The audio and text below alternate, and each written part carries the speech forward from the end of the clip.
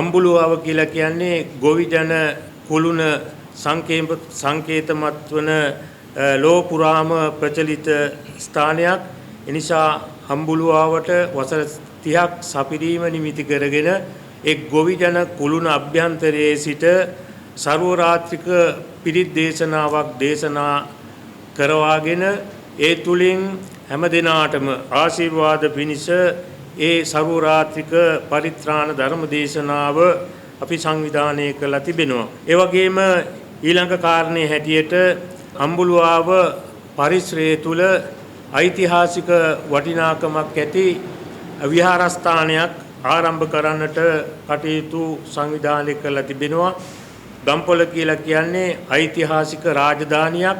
ඒ නිසා ඒ රාජධානිය ඉස්මතු වන පුරාවිද්‍යාත්මක වටිනාකමකින් යුක්ත පුරා වස්තු තැන්පත් කරන කෞතුකාගාරයක්, ඒ වගේම සංඝහ වාසයක්, ඒ වගේම දෙස් විදෙස් සංචාරකීන්ට භාවනාවට යොමු වුණ අය වෙනුවෙන් භාවනා කුටි සකස් කරලා භාවනාව ප්‍රචලිත කිරීමේ අරමුණින් ඒ කටයුතු සංවිධානය කරලා තිබෙනවා ඒ ස්ථානයේ නිර්මාණය කරගන්නට.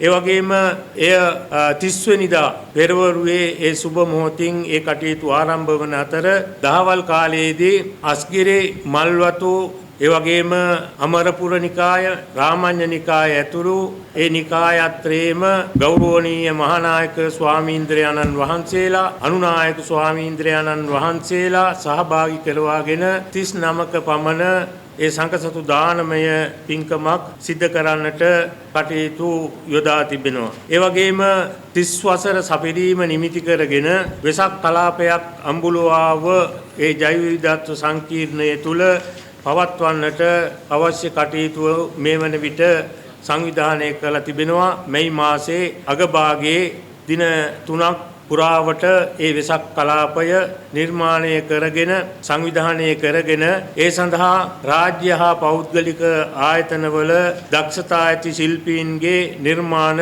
ප්‍රදර්ශනය කිරීමටත්, ඒ වගේම දහම් පාසල්වල ඉගෙනුම ලබන සිසු දරුදැරියන්ගේ ඒ කුසලතා වැඩි දියුණු කර ගැනීම වෙනුවෙන් ඒ අය ඉදිරිපත් කරන වැඩසටහන්ද මේ වෙසක් කලාපයේ තුල සංවිධානය කරන්නට අපි බලාපොරොත්තු වෙනවා.